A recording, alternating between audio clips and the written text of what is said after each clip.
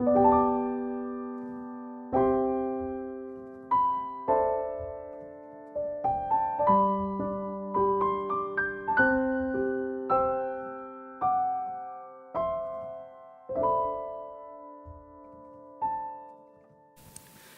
함께 나눌 말씀은 두 가지죠. 우리 주제 본문으로 잡고 있는 갈라디아서 5장 22절에서 23절 말씀입니다. 여러분들 이제 어느 정도 암송 다 하셨나요?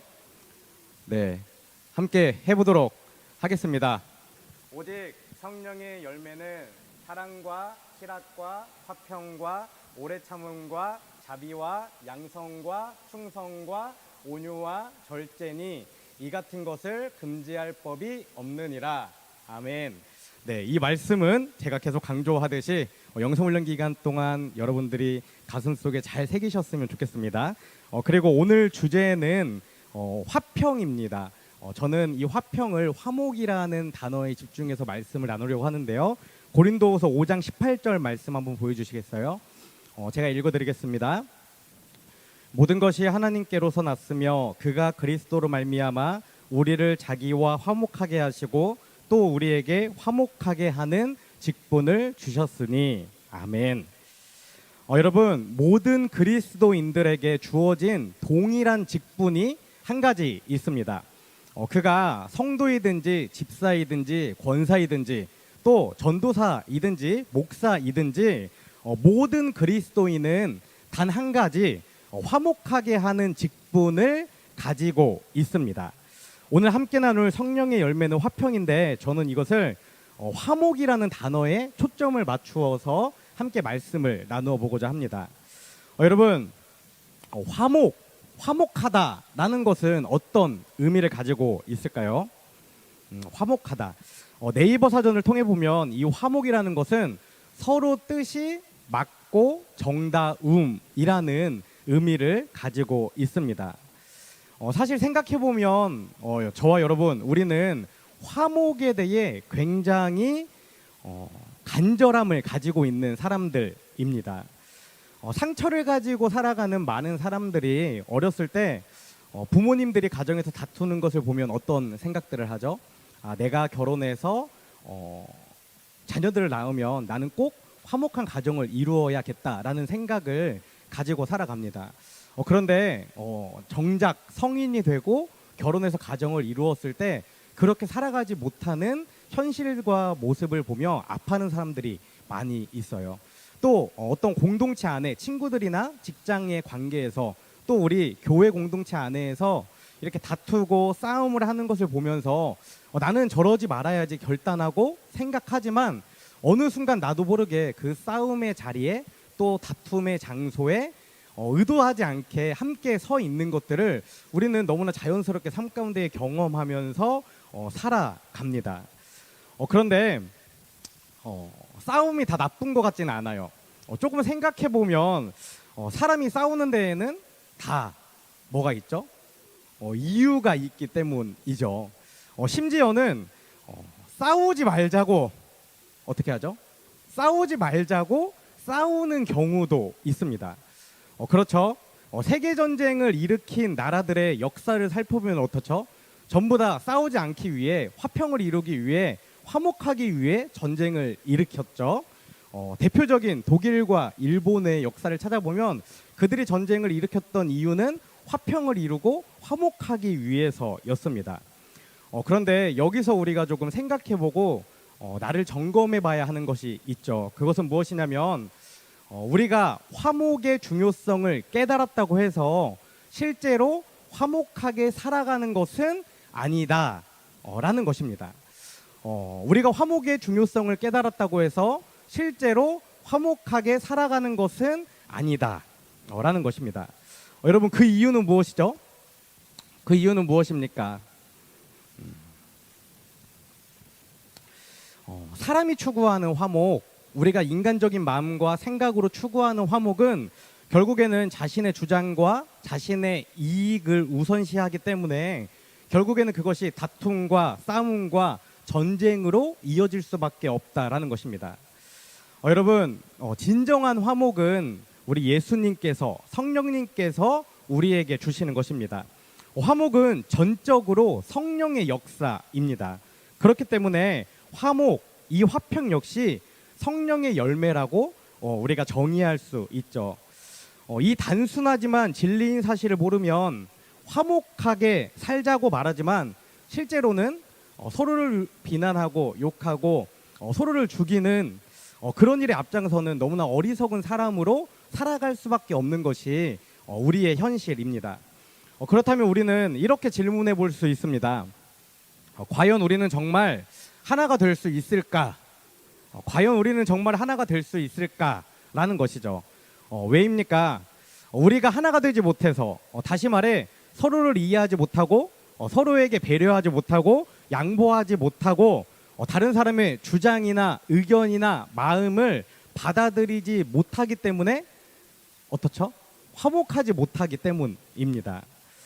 여러분, 우리는 정말 하나가 될 수 있을까요? 저와 여러분이 또 여러분 옆에 앉아 있는 이 낯선 사람들과 하나가 될 수 있을까요?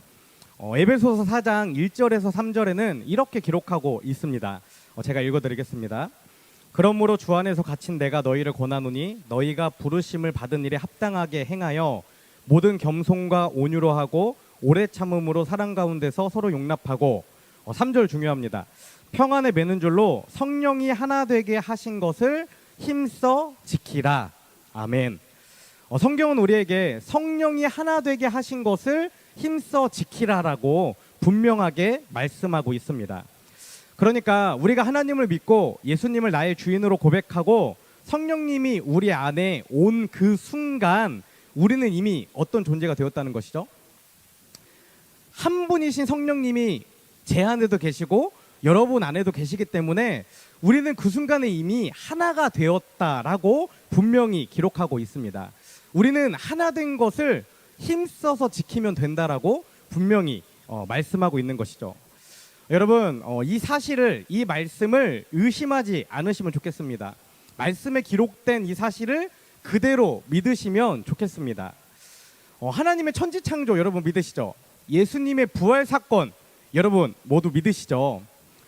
그 사건을, 그 사실을 믿으시면서 왜 성령이 하나 되게 하셨다라는 것은 잘 믿지 못하는 걸까요? 예수님은 오병이어의 기적을 행하셨습니다.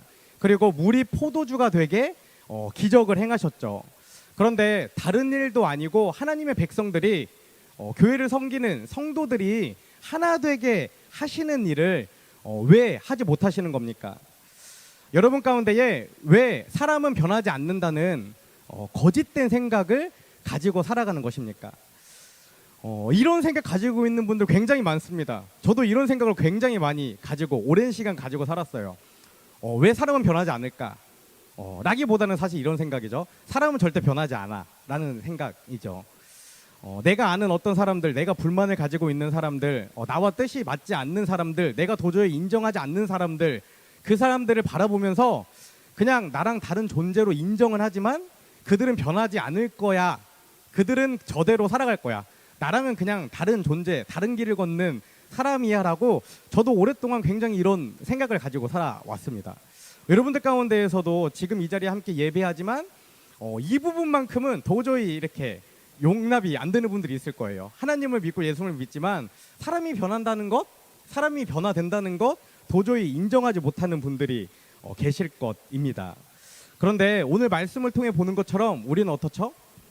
얼마든지 하나가 될 수 있고 또 이미 하나가 되었습니다. 중요한 것이 있어요. 뭐냐면 우리의 힘으로 하나가 되어가면 어떻죠? 절대 하나가 될 수 없습니다. 우리의 힘으로 하라고 하면 할 수 없지만 성령님이 우리 안에 오셔서 우리를 하나 되게 하셨기 때문에 우리가 그것을 힘써 지키면 우리는 하나가 될 수 있다라는 것입니다.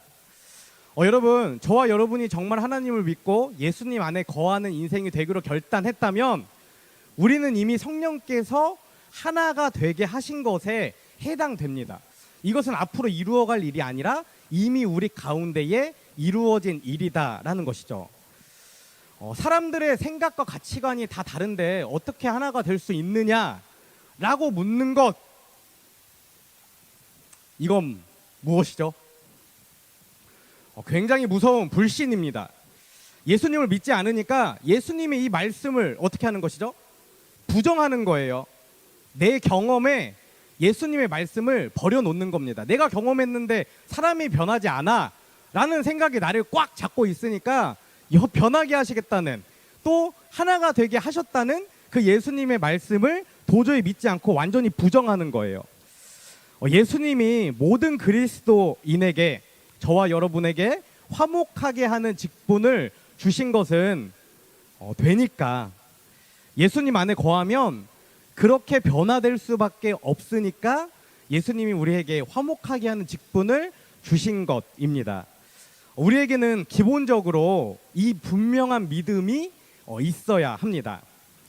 여러분은 여러분에게 약속되어진 하나님의 나라의 삶에 대해 상상해 보셨나요?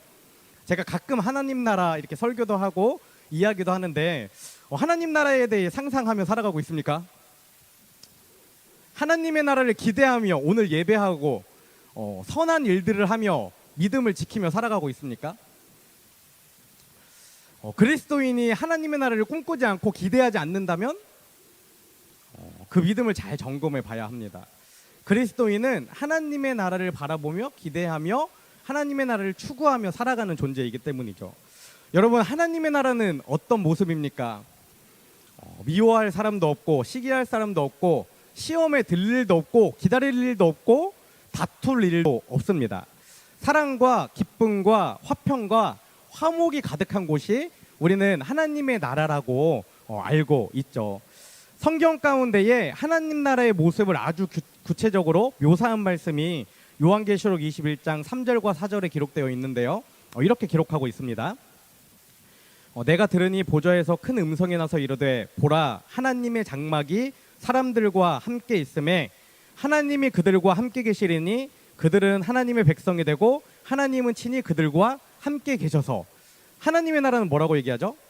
하나님이 우리와 함께 계신다라고 분명히 이야기하고 있습니다. 그리고 이어지는 4절에서 이렇게 합니다.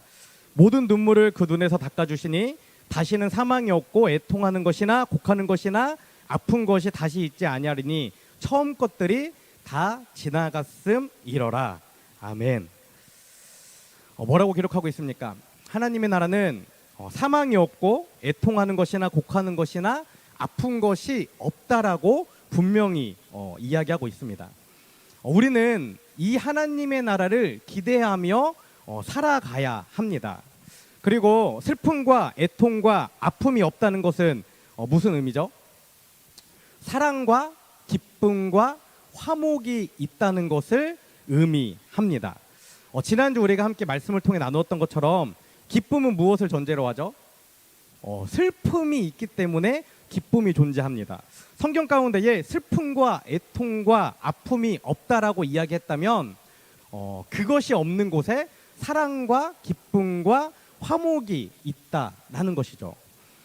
그런데 우리가 하나님 나라를 기대하며 또 확신하며 살아갈 때에 우리가 반드시 알고 또 기억해야 하는 것이 있습니다. 그것은 하나님의 나라는 우리가 죽음 이후에 또는 우리가 살아있지만 예수님이 부활하셨을 때에, 재림하셨을 때에 있을 그 하나님의 나라만을 하나님의 나라라고 절대 이야기하고 있지 않다는 것이죠. 우리는 대부분 하나님의 나라를 생각할 때에, 기대할 때에 죽음 이후에 좀 막연하게, 좀 죽음 이후에 멀리 있는 삶을 기대하며 꿈꾸며 살아갑니다. 그런데 하나님은 뭐라고 이야기하시죠? 예수님을 통해 지금 이 땅에서 하나님 나라의 삶을 누리라고 분명하게 말씀하셨습니다. 로마서 14장 17절 말씀에 이렇게 기록되어 있죠. 하나님의 나라는 먹는 것과 마시는 것이 아니요 오직 성령 안에 누리는 의와 평강과 희락이라. 아멘. 하나님의 나라는 오직 성령 안에서 누리는 의와 평강과 희락이라고 분명하게 기록합니다. 이 말씀을 통해 우리가 한 가지를 분명히 알 수 있죠. 그것은 우리가 하나님을 믿고 예수님 안에 거하고 예수님 안에 거할 때 성령님이 우리 안에 오시면 우리는 지금 살아 숨쉬는 이 순간이, 우리가 걷고 있는 이 땅이 바로 뭐라는 거죠? 치열한 전쟁터나 삶의 투쟁이 아니라 정말 하나님의 나라로 변화될 수 있다라는 것입니다. 여러분, 오늘 하루를, 지금 이 순간을 하나님의 나라의 삶으로 살아가시기를 간절히 축원합니다.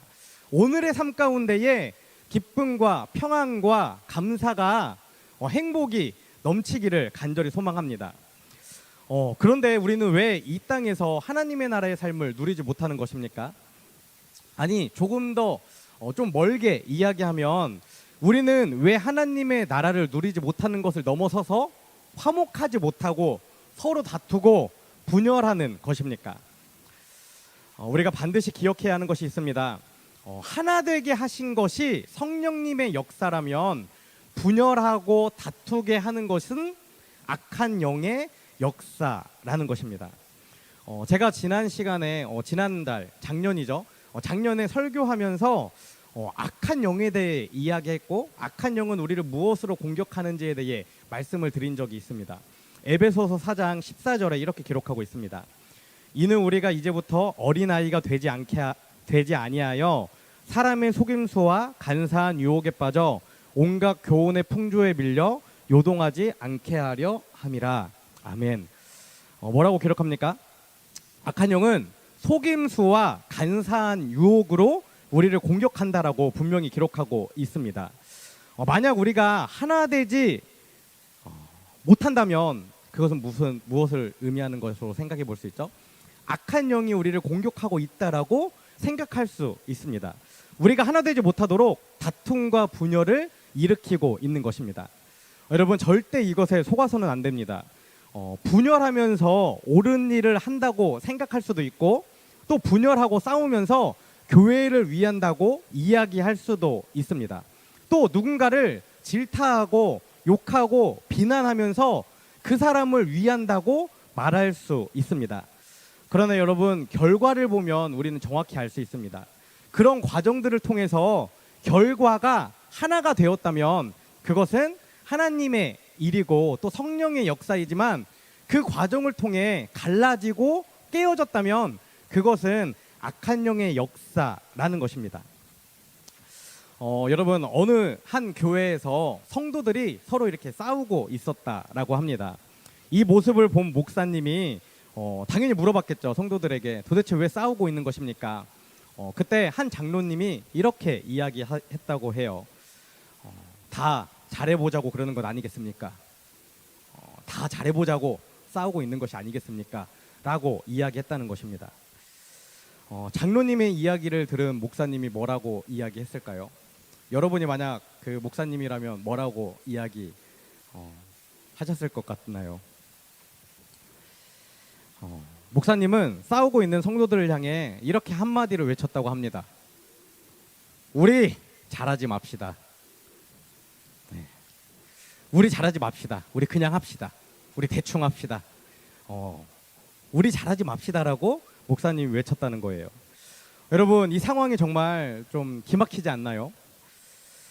도저히 이해할 수 없는 그런 상황이지 않나요? 정말 잘해보려고 싸우는 것이죠. 근데 그 결과는 분열되고 갈라지고 아픔을 얻게 되는 것입니다. 그런데 지금 잠시 여러분들의 삶, 저의 삶을 뒤돌아보면 저와 여러분의 삶에도 이런 일들이 굉장히 많이 있었던 것을 경험하고 또 기억하게 될 것입니다. 가정에서, 친구들과의 관계에서, 직장에서 더 잘해보려고, 더 헌신해보려고, 내가 조금 더 손해보려고 그런 마음으로 일을 시작했지만 결국에는 큰 다툼으로 번지게 되고, 또 결국에는 분열의 결과를 맞이하게 되는 것이죠. 때로는 잘하려고 하는 것, 잘하려고 하는 것이 모든 것을 망쳐버리게 된다라는 것을 우리는 꼭 기억해야만 합니다. 아니, 조금 더 정확히 말하면 성령님의 인도를 받지 않고, 성령님의 마음을 묻지 않고, 성경을 읽어서 예수님의 뜻을 구하지 않고 그냥 내 생각과 내 기준과 내 판단과 내 입장을 가지고 잘 하려고 한다면 어떻게 되는 것이죠? 모든 관계를 망쳐버리고 또 화목의 관계를 깨뜨릴 수밖에 없는 것이 우리의 인생이다라는 것이죠. 우리는 정신을 똑바로 차려야 합니다. 그리고 영적인 분별을 가지고 있어야 합니다. 옳고 그른 것을 따지다가 거기에 속으면 안 됩니다. 물론 올바르고 정직한 것이 너무나 중요합니다. 특별히 하나님이 거하시는 공동체라면 그곳이 가정이든지 어떤 공동체든지 또 교회든지 하나님이 기뻐하시는 길로 반드시 가야 하고 또 잘못된 것은 고쳐서 정직하게 변화되어야 합니다. 그러나 꼭 기억해야 하는 것이 있습니다. 그것은 절대로 싸우고 분열하는 방법으로 해결되지 않는다라는 것입니다. 성령께서 하나 되게 하신 것, 그것을 지켜가면서 바른 길로 가는 것이 중요하다라는 것입니다. 여러분, 평소에 주변에 보면 비판을 굉장히 잘하는 사람들이 있습니다. 쓴소리를 굉장히 잘하죠. 그런 사람들에게 가서 왜 이렇게 비판을 많이 하냐, 쓴소리를 많이 하냐 물어보면 대부분의 사람들이 이렇게 이야기합니다. 뭐라고 얘기하냐면 나는 원체 이렇게 솔직한 성격을 가졌기 때문에 그냥 내가 느끼는 솔직한 감정들을 이야기하는 거야. 나의 의견을 그냥 이야기하는 거야 라고 말하는 거죠. 여러분 가운데도 그런 사람들이 있을 것이고 저도 약간 이런 성격에 포함됩니다. 비판을 많이 하고 좀 이렇게 뭐랄까 싫은 소리를 많이 하는 스타일이에요. 그런데 이럴 때 나의 모습이 이런 부분이 많이 있다면 우리는 꼭 한 가지를 점검해 봐야 합니다. 로마서 2장 1절 말씀이죠. 그러므로 남을 판단하는 사람아 누구를 막론하고 내가 핑계하지 못할 것은 남을 판단하는 것으로 내가 너를 정죄함이니 판단하는 내가 같은 일을 행함이니라. 아멘. 여러분, 우리는 누군가를 판단하고 또 누군가를 정죄할 때 내가 비판하는 그 모습이 내 안에 그대로 있지는 않은가, 이것들을 잘 생각해 봐야 합니다. 왜냐하면 사실 어떤 한 가지 일을 바라볼 때에 비슷한 생각을 가진 사람이 그 일을 바라보게 됩니다. 예를 들어 이 앞에 쓰레기가 버려져 있다고 해도 100명이 있지만 90명은 못 보는 경우가 많아요. 그것을 치울 생각이나 치워야 된다는 생각을 하지 않죠. 그런데 10명은 그것을 치워야 된다고 생각하고 그것이 눈에 띕니다. 이런 여러 가지들이 있죠. 그런데 내가 누군가의 약점을 봤다면 그것이 나의 약점이기 때문에 나는 인정하지 않지만 사실 나에게 더 잘 보이는 경우가 많이 있다라는 것입니다. 그런 사람들이 이렇게 생각하는 경우가 많아요. 나는 저 사람보다는 낫지.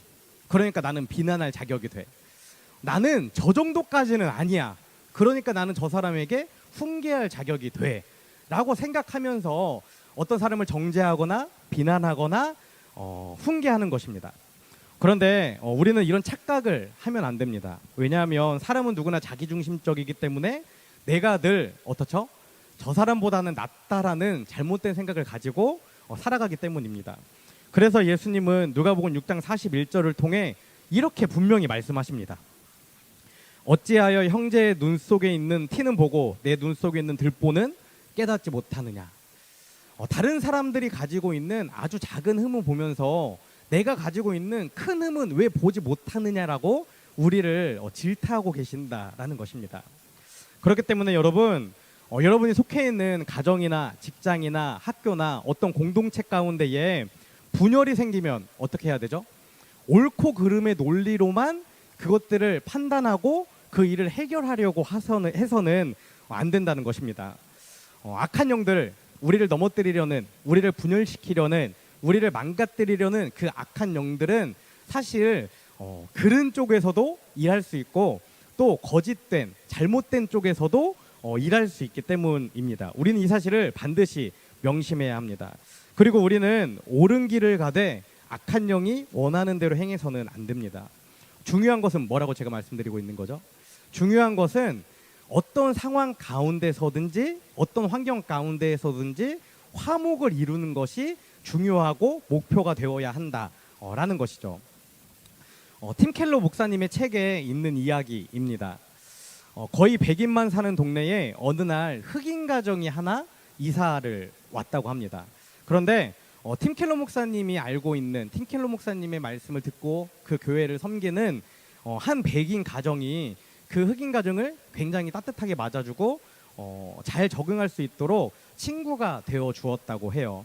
그런데 이 백인 가정들을 향해 어떤 일이 일어났을까요? 이웃의 백인들이 전부 다 뭐라고 하는 거예요. 비난하고 욕하고 조롱하는 것입니다. 왜냐하면 그 마을은 전통적으로 백인들만 살아왔던 마을이었고 또 흑인들이 이사를 온다 해도 괴롭혀서 그 가정들을 늘 내쫓아왔던 전통을 가지고 있기 때문입니다. 그 상대, 그 나머지 모든 백인들의 입장에서 본다면 친절한 한 가정 때문에 마을 전체의 백인들이 피해를 보는 상황이 지금 이루어지고 있기 때문에 그 백인 가정을 비난하고 원망을 하게 되었다는 거예요. 이 이야기를 통해 우리는 한 가지를 기억할 수 있습니다. 그것은 무엇이냐면 정말 희한하고 이상한 일이지만, 정말 이해할 수 없는 일이지만, 정말 있어서는 안 되는 일이지만, 우리가 누군가와 화목하고 하나가 되려고 할 때 그것을 전부 다 모든 사람들이 환영하는 것은 아니다라는 것입니다. 여러분들도 이런 경험들이 굉장히 많이 있을 거예요. 정말 선한 마음을 가지고 다른 사람들을 배려하고 좀 소개하고 친해지려고 할 때 그것들을 싫어하고 뒤에서 욕하고 그것들을 방해하는 사람들이 늘 있기 마련이다라는 것입니다. 흑인의 노예제도와 인종차별의 반대를 외쳤던 링컨 대통령과 마틴 루터킹 목사님은 어떻게 죽었는지 아시나요? 두 사람의 공통점은 암살을 당해 죽었다라는 것입니다. 흑인과 백인 모두가 서로 화목하게 살아가기를 기대하고 꿈꿨던 두 사람, 그 일을 위해 평생을 바쳤던 두 사람인데 그 생과 반대되는 사람들에 의해 죽임을 당할 수밖에 없었다라는 것이죠. 아이러니하게도 화목하게 하는 직분은 정말 순교의 각오가 내가 정말 죽을 수도 있겠구나라는, 내가 정말 이 공동체의, 이 나라의, 이 민족의, 우리 가정의 화목을 위해서는 죽음을 불사해야겠다라는 이 순교의 각오가 필요할 것 같습니다. 사실 우리는 우리의 실제 모습을 보면 어떻죠? 다른 사람들과 화목하고 싶은 마음이 없는지도 모르겠습니다. 없는 것 같이 느껴질 때가 많이 있습니다. 그런데 내 안에 다른 사람들과 화목해야 된다라는 그 마음과 생각이 없다면 이것은 인간의 타락한 본성이라는 사실을 우리는 반드시 기억하고 순간순간 나 자신을 점검해야 합니다. 우리가 예수님 안에 거하는 사람인지 아닌지는 우리가 속한 공동체에서 화목을 이루는 존재로 살아가는가 그렇지 않은가로 분명하게 분별할 수 있기 때문입니다. 화목하게 하는 사람이 하나님의 자녀입니다. 그리고 그 사람이 정말 예수님의 사람이고 복음의 사람입니다. 마태복음 5장 9절 말씀에 이렇게 기록되어 있습니다. 화평하게 하는 자는 복이 있나니 그들이 하나님의 아들이라 일컬음을 받을 것임이요. 분명히 기록하고 있죠. 화평하게 하는 자는 복이 있고 화평하게 하는 자가 하나님의 아들이라, 하나님의 자녀라 일컬음을 받는다라고 기록되어 있습니다. 이 말씀을 우리의 마음 가운데에 잘 새기며 살아가면 좋을 것 같습니다. 이제 가장 중요한 질문이 하나 남아 있습니다.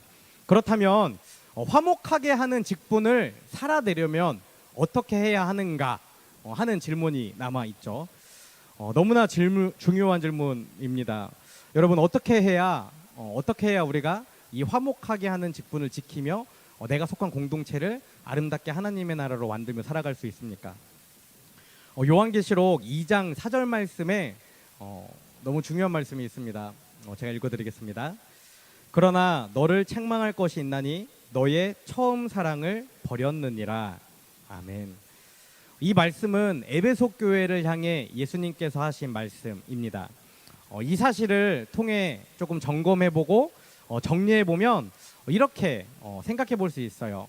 만일 다른 사람들과 화목할 수 없다면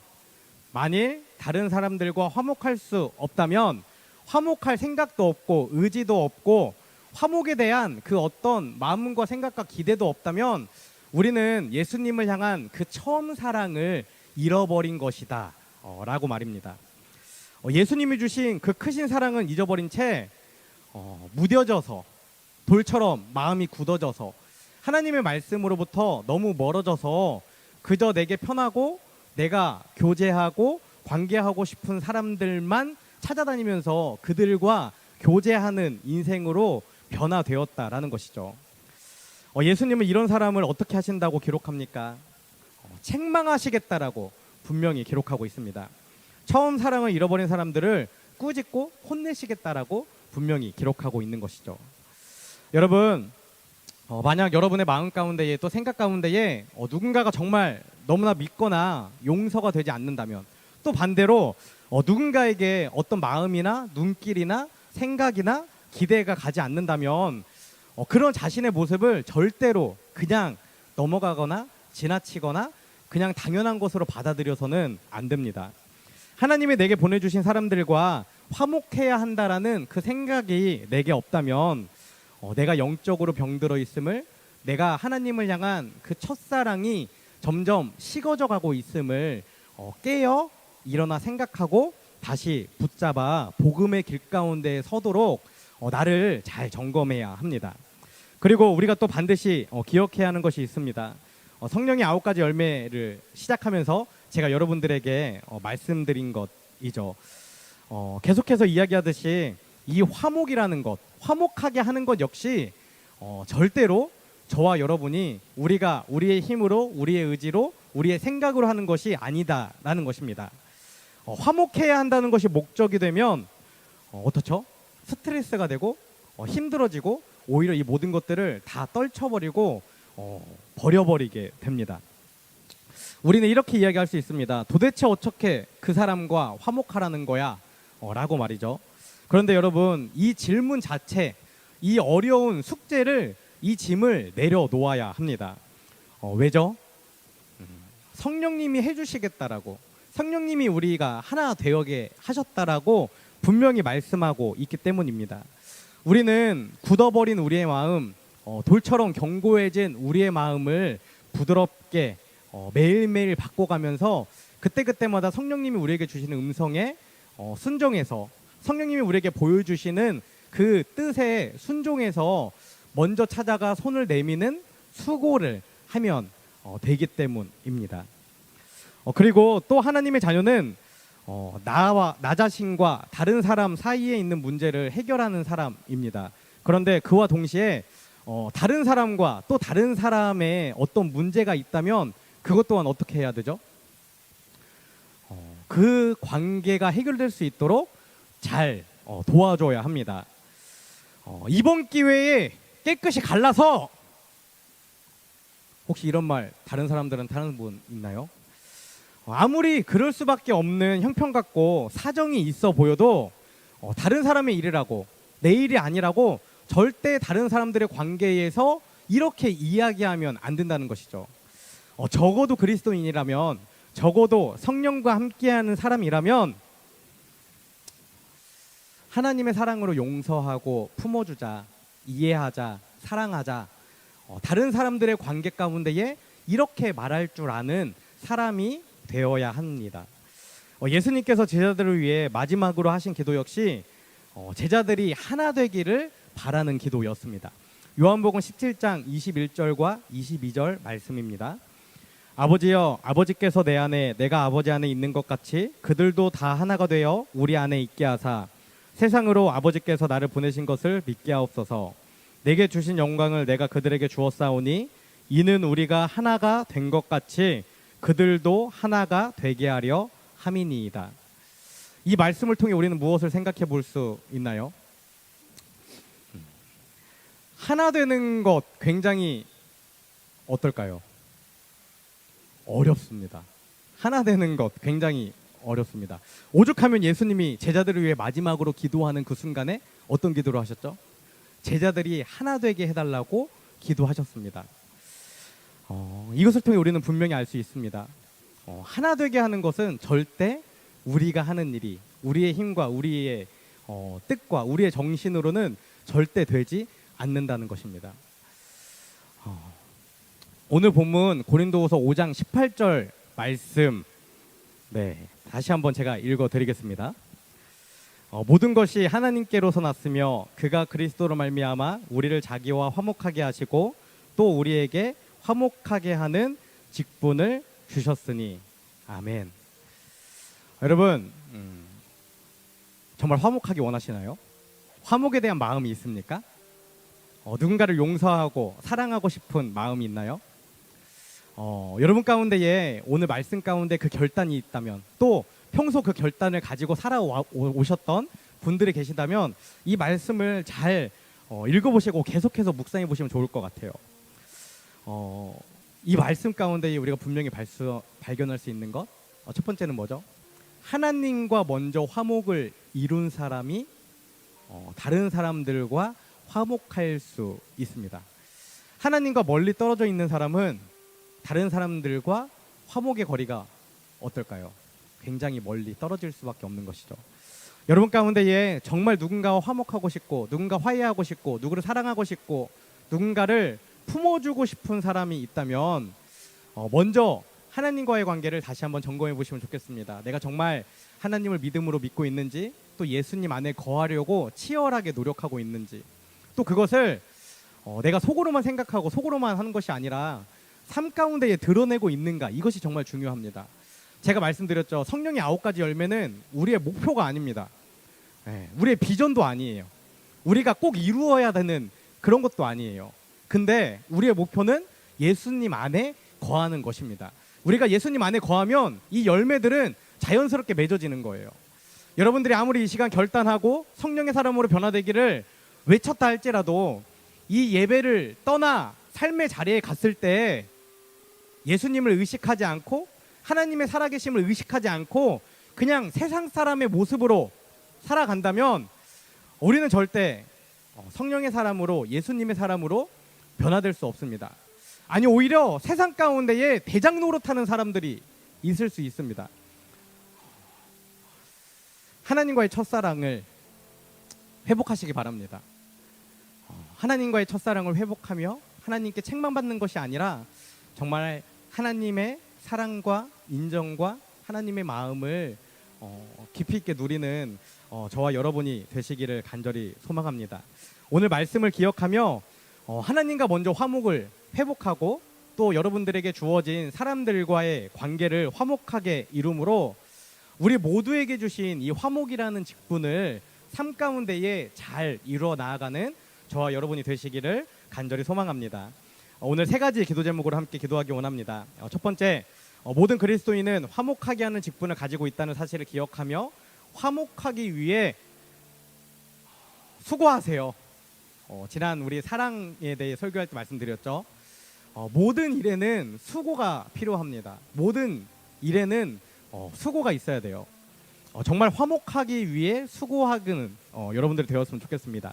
그리고 두 번째, 성령이 우리를 이미 하나 되게 하셨다라는 사실을 믿고 그것을 힘써 지키는 저와 여러분이 되었으면 좋겠습니다. 그리고 마지막 3번째, 예수님을 향한 첫사랑을 회복하며 하나님과 먼저 화목을 이루고 사람들과 화목을 이루는 우리 여디디아 청년들이 되게 하소서. 우리 이 시간 이 3가지 기도 제목 가지고, 또 3가지 중에 한 가지가 나에게 조금 더 크게 와 닿았다면 그 기도 제목을 가지고 우리 주여 한번 외치신 후에 함께 기도하겠습니다. 주여, 할렐루야. 살아계신 하나님 감사합니다. 오늘도 주님의 은혜 가운데 저희들 함께 모여 주님을 찬양하며 또 예배하며 나아갑니다. 하나님, 오늘은 화평, 화목에 대해 우리가 함께 말씀을 나누었습니다. 하나님, 내가 어떤 직분 가운데 있든지 어떤 상황 가운데 있든지 모든 그리스도인들에게 화목하게 하는 직분을 동일하게 주셨다는 그 사실을 오늘 함께 나누었는데 이것이 우리 삶에 잘 새겨질 수 있도록 아버지 함께하여 주시옵소서. 그 직분이 하나님이 나에게 그냥 주신 것이 아니라 충분히 이룰 수 있기에 주셨음을 믿음으로 고백하며 화목하게 하기 위해 쓰는 우리 청년들 될 수 있도록 아버지 함께하여 주시옵소서. 또한 화목하게 하는 것이 내가 지금부터 이루어야 할 일이 아니라 이미 우리가 하나 되게 하셨다라는 그 성령님의 약속을 분명히 믿고 견고히 세우게 하여 주시옵소서. 다른 사람들과 어떻게 화목하게 될까, 어떻게 친해질까, 어떻게 하나가 될까 고민하는 것이 아니라 성령님이 우리에게 주시는 그 마음을 그대로 표현하며 정말 성령이 살아 역사하는 우리 여디디아 신앙 공동체가 될 수 있도록 그 하나 되게 하신 것을 힘써 지키는 우리 청년부가 될 수 있도록 아버지 함께하여 주시옵소서. 또한 우리 가운데에 하나님과의 첫사랑이 깨어진 인생이 있습니까? 또 하나님과의 첫사랑이 멀어진 인생이 있습니까? 이 시간 결단하며 하나님 앞에 나아갈 때에 하나님을 향한 첫사랑을 회복하며 하나님과 먼저 화목을 이루는 인생이 되게 하여 주시옵소서. 하나님의 마음을 알고 하나님의 뜻을 알고 우리 안에 함께 하시는 성령님과 동행하며 정말 하나님의 사람으로 변화되게 하시고, 하나님의 사람이 된 후에 우리에게 주어준 사람들과 우리에게 보내주신 그 사람들과 화목하며 살아가는 귀한 인생이 될 수 있도록 아버지 함께해 주시옵소서. 주님, 나의 힘과 나의 뜻과 나의 의지와 나의 계획을 내려놓고 우리 안에 말씀하시는 그 성령님의 마음을 듣는 인생 되게 하여 주시옵소서. 그 성령님의 뜻대로 살아가는 인생 되게 하여 주시옵소서. 견고하게 굳어버린 나의 이 생각과 마음을 주님 부드러운 마음으로 변화시켜 주시옵시고, 우리에게 말씀하시는 그 하나님의 음성에 순종하여 내가 마땅히 찾아가야 할 사람을 찾아가게 하시고, 용서해야 될 사람을 용서하게 하시고, 사랑해야 될 사람을 사랑하게 하셔서 정말 이 땅 가운데에 하나님의 뜻을 이루는 삶으로 드러내는 귀한 우리 청년들이 될 수 있도록 아버지 함께하여 주시옵소서. 늘 우리와 함께 하시며 우리의 삶 가운데에 개입하시고 우리의 삶을 인도하신 하나님, 우리 안에 굳어져 버린 마음, 돌처럼 견고하게 세워진 선입견과 편견이 있다면 이 시간 그것들을 깨뜨려 주시고 부드럽고 연약한 마음으로 변화될 수 있도록 아버지 함께하여 주시옵소서. 주님, 그 부드러운 마음을 가지고 우리 안에 말씀하시는 성령님의 음성을 듣기 원합니다. 내가 먼저 다가가야 할 사람을 성령님께서 보여주실 때에 그 사람에게 다가가게 하시고, 또 성령님이 어떤 말씀을 하시도록 나에게 이야기하실 때에 순종하며 그 말들을 하는 인생으로 변화되게 하여 주시옵소서. 정말 용서해야 될 사람들을 용서하지 못하고, 사랑해야 될 사람들을 사랑하지 못하고, 품어줘야 될 사람들을 품어주지 못하는 것, 악한 영이 나를 가로막고 있음을, 나의 마음을 견고하게 잡고 있음을 깨닫게 하시고, 악한 영의 사람으로 살아가는 것이 아니라 복음의 사람으로, 성령의 사람으로 살아가기 위해 정말 치열하게 수고하며 애쓰는 우리 귀한 여디들과 청년들이 될 수 있도록 아버지 함께하여 주시옵소서. 또한 말씀을 통해 함께 나누었던 것처럼 우리는 이미 성령 안에 하나가 된 존재임을 확신하기 원합니다. 한 분이신 성령께서 우리 안에 내주하시기 때문에 우리도 그 성령으로 인해 이미 하나로 연결되었음을 믿음으로 고백하며 나아가오니, 우리가 서로 만나고 교제하고 인사할 때에 부끄러워하거나 어색해하거나 어떻게 인사해야 할지 모르고 고민하는 인생이 아니라 먼저 다가가 밝게 웃어주고, 먼저 다가가 정말 따뜻한 사랑의 말로 서로를 격려하며 위로하는 우리 여디디아 신앙 공동체가 되기 원하오니, 하나님 우리 안에 용기를 주시고 수고할 수 있는 그 애씀의 결단을 주셔서 정말 우리 여디디아 신앙 공동체가 하나님의 사랑으로 기쁨이 넘치게 하시고 또 화목을 이루는 신앙 공동체가 될 수 있도록 아버지 함께하여 주시옵소서. 주님, 이 시간 함께 예배하는 청년들 가운데에 하나님과의 첫사랑을 잃어버리고 하나님과 멀어진 인생이 있습니까? 주님, 그들을 붙잡아 주시고 그들의 삶에 개입하시고 그들께 한 걸음 더 가까이 나아가셔서 그들이 하나님 안으로 돌아올 수 있도록, 예수님 안에 거하는 인생이 될 수 있도록 강권적으로 역사하시고 임재하여 주시옵소서. 주님, 이 시간 하나님의 살아계심을 믿음으로 고백하며 정성껏 드려진 예물이 있습니다. 이 예물이 사용되어지는 곳에 하나님의 화목이 가득하게 하시고 정말 하나님의 아름다운 나라가 세워질 수 있도록 아버지 역사하여 주시옵소서. 이제는 우리를 위해 이 땅에 오신 예수 그리스도의 은혜와 독생자를 보내주신 하나님 아버지의 크신 사랑과 날마다 우리를 보호 인도 승리케 하시는 성령님의 내주 교통하심이 이 시간 모든 그리스도인은 화목하게 하는 직분을 가지고 있다는 사실을 기억하며 성령이 우리를 하나 되게 하신 것을 힘써 지키는 인생이 되기를 결단하는 하나님의 사랑을 입은 자 여디디아 청년들 위해 지금부터 영원까지 함께하옵시기를 간절히 축원하옵나이다. 아멘.